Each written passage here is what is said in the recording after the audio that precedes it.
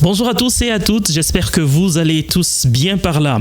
Aujourd'hui, pendant ces quelques minutes, nous parlerons immigration et intégration avec un focus sur le point de vue d'un des plus anciens Congolais dans la ville de Buffalo. Nous sommes là aux États-Unis, tout précisément dans l'État de New York. Et quand je dis ancien, c'est par rapport à ceux et celles de sa nationalité qui y vivent encore. Il s'appelle Jano Kabanga pour les intimes et nous nous sommes entretenus avec lui via Zoom. Bonjour mes frères, mes sœurs, bien-aimés. Bonjour, bonsoir selon l'heure à laquelle vous allez nous suivre. La bonne nouvelle est que moi je suis votre bien-aimé, frère Kaba, évangéliste Kaba, papa Kaba. En tout cas, je suis votre bien-aimé, Kaba. J'habite ici à Buffalo. J'ai immigré ici, ça fait déjà plus de 23 ans où j'habite dans ce pays ici. Mais j'ai aussi l'opportunité de voyager aussi à travers le monde aussi, quoi. Mais nous sommes actuellement installés ici à Buffalo. La ville de Buffalo est dans ce que nous appelons Upstate New York ou encore la partie ouest de New York. Donc, qui est plus je peux dire le nord-ouest de Buffalo. Nord-ouest de l'État de New York. De l'État de New York. Alors, si j'interprète bien ma carte, nous sommes là à la frontière américaine avec le Canada. Nous sommes la ville frontière par rapport à la province de l'Ontario et dans la ville capitale économique Toronto qui est connue dans le monde entier. Alors, vous avez... la chute de Niagara aussi. Oui, mais est-ce que les chutes Niagara sont à Buffalo? Les chutes de Niagara ne sont pas à Buffalo, mais ils sont proches de Buffalo. Alors, disons que vous êtes au centre-ville de Buffalo. Il va falloir combien de minutes en voiture pour arriver aux chutes? Chutes Niagara. Ça nous fait 20 minutes. Vous vivez dans la ville de Buffalo depuis 23 ans. Pourquoi? Y a-t-il des avantages? D'abord, dans la ville, il y a l'opportunité de s'enrichir de façon scientifique ou intellectuelle. Il y a les études, tu peux apprendre la langue, comme nous avons appris la langue. Tu peux aller à l'école, il y a les universités, il y a non seulement les universités, il y a aussi les écoles de métiers aussi. Donc, si tu ne veux pas aller à l'université, tu peux faire l'école de métier. Il y a ce qu'on appelle aussi les vocational schools, donc école de métier, école de langue. En tout cas, cela te permet à te positionner. Oui, nous avons compris qu'il y a beaucoup d'opportunités par là pour les étudiants. Mais est-ce que vous avez visité d'autres villes des États-Unis pour pouvoir comparer avec Buffalo? Oui, j'ai pu visiter certaines villes. Ici à New York, la ville de Rochester, la ville d'Albany, la ville de New York City en question. J'ai visité la Virginie, le Maryland aussi. J'ai visité la Florida. J'ai visité la Californie. Oui, j'ai choisi Buffalo parce que Buffalo, pour moi, était une ville que moi, je voyais calme. C'est-à-dire que c'est la circulation, comme je veux dire, tout ici n'est pas loin. Tout est à 20 minutes. Tu vas aller à l'école, c'est 20 minutes. Tu vas aller dans le centre-ville, c'est 20 minutes. Tu vas aller dans un supermarché ou dans un mall, c'est à 20 minutes. Oui, Buffalo, une bonne ville pour une famille aussi, ou c'est seulement pour les étudiants? Oui, Buffalo est une bonne ville pour élever les enfants. Quand nous parlons de Buffalo, on ne va pas seulement à Buffalo. Buffalo, c'est une la grande cité, mais autour de Buffalo, il y a aussi des banlieues qu'on appelle suburbs. Et dans les suburbs, nous appelons dans les résidences, quoi, dans les familles résidentielles, quoi. Autour de Buffalo, il y a des grands quartiers résidentiels où tu peux facilement faire élever tes enfants, tu peux aller à l'école calmement. Bien sûr, il n'y a pas, il y a toujours des éléments négatifs. Tout n'est pas clair, parce qu'on n'est pas au paradis, on est sur la terre. Oui. Mais c'est quand même une bonne place où quand même, tu peux élever tes enfants, où tu peux avoir un travail. Et ce travail-là te permet de payer ton loyer et aussi de parvenir aux besoins des enfants de ta famille. Parfait. Mais côté criminalité, par exemple, y a-t-il à redire? Euh, la criminalité existe, je ne peux pas le nier, existe, mais elle est en train de diminuer. Parce que ce que j'ai remarqué, c'est que les coins où il y avait plus de criminalité, dans les maisons abandonnées, on a essayé de détruire une grande maison, une bonne partie. Je peux donner un exemple, par exemple, la partie qu'on appelait West Side Buffalo. J'ai habité là-bas pour, je crois, une affaire de 3-4 ans là-bas.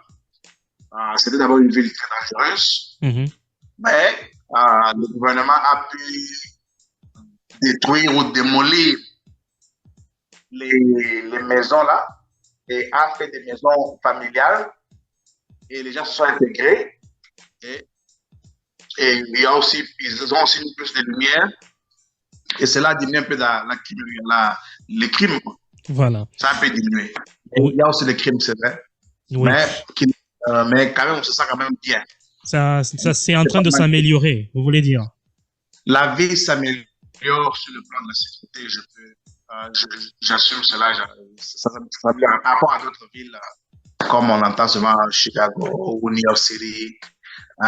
Oui, il y a aussi des gangsters, mais on n'est pas encore à un niveau où les gens doivent fuir, rester dans la maison toute la vie. Non, tu peux circuler jusqu'à minuit, à 1h, 2h.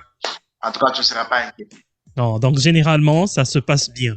Alors, quand vous êtes arrivé à Buffalo, dans quel état vous avez trouvé la communauté congolaise? Vous étiez par exemple à combien de familles?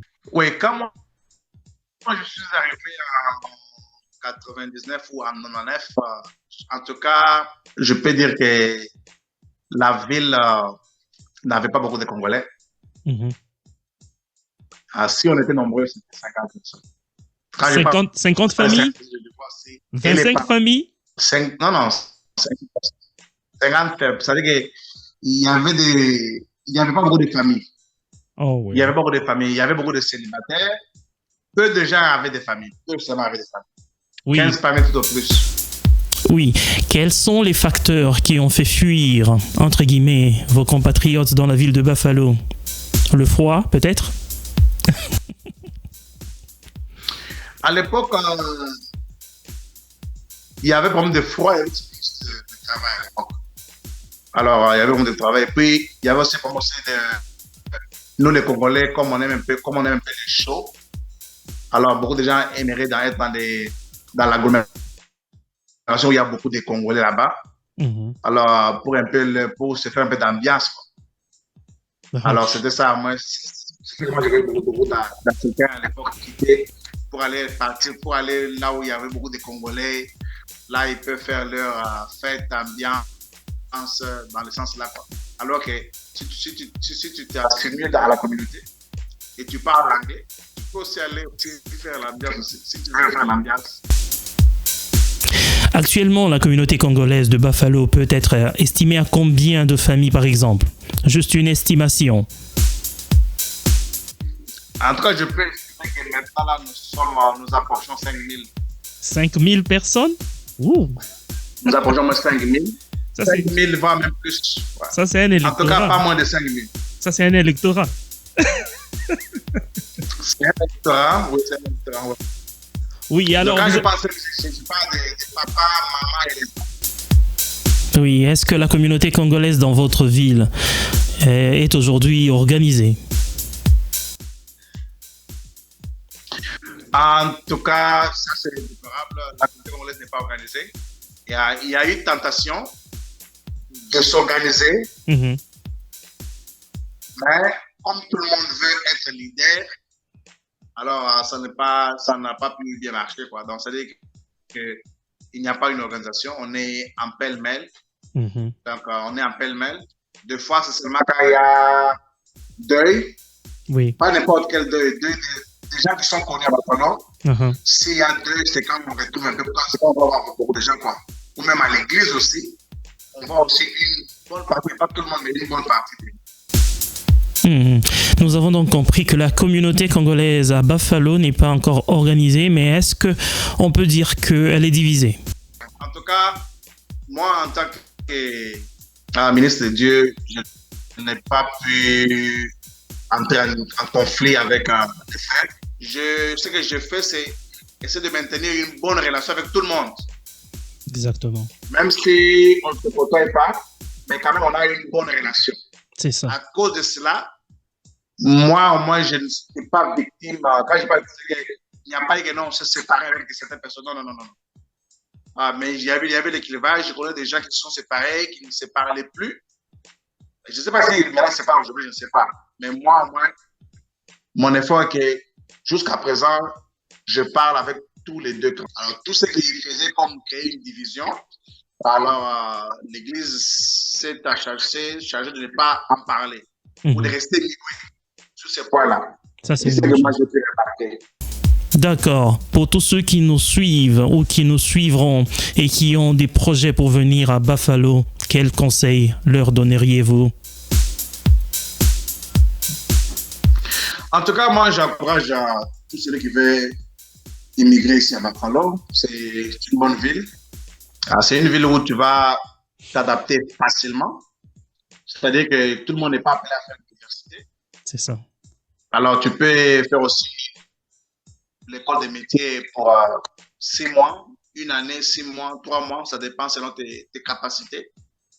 Et aussi, si tu as aussi un métier à fournir, en tout cas, tu es la bienvenue ici à Bafalo. C'est une ville qui est vraiment accueillante. Il y a des gens qui sont verts, qui peuvent s'orienter. On ne veut pas gagner les erreurs que nous avons faites et que ceux-là qui viennent puissent se commettre les mêmes erreurs. Non. Donc, c'est pourquoi j'encourage tout le monde de venir. La vie n'est pas trop chère à Bafalo. Les loyers n'est pas trop cher par rapport à d'autres villes. En tout cas, avec un seul job ou 2 jobs, tu vas bien t'en sortir sans problème. Informer et encourager le rêve, c'est ce que nous faisons dans ce podcast qui vous a d'ailleurs choisi comme premier invité. Merci pour cela. Non, en tout cas, j'ai l'initiative de partager avec nos frères et sœurs que la communauté puisse s'agrandir. Et ce que moi j'ai aimé, c'est que nous puissions apporter une positivité, que nous puissions apporter une amitié, une véritable amitié sincère, et que nous puissions faire tomber les choses qui nous divisent pour que nous puissions avancer. On a du mal à avancer, non seulement ici à Bafalo, dans presque toutes nos communautés, on ne parvient pas à avancer rapidement parce qu'il y a des méfiances, des tendances. Je ne peux pas les cacher, je ne peux pas mâcher les mots. Mais moi, je souhaite que nous puissions saisir des choses qui nous unissent, des choses qui nous rassemblent, pas seulement le deuil, pas seulement l'Église, mais que nous puissions nous rassembler pour un développement pour nous, nos familles, et aussi nos bien-aimés là-bas, de l'autre côté de la mer ou de l'océan Atlantique. Merci beaucoup, révérend. Nous espérons vous retrouver très bientôt. En tout cas, merci pour cette opportunité. Que Dieu vous bénisse.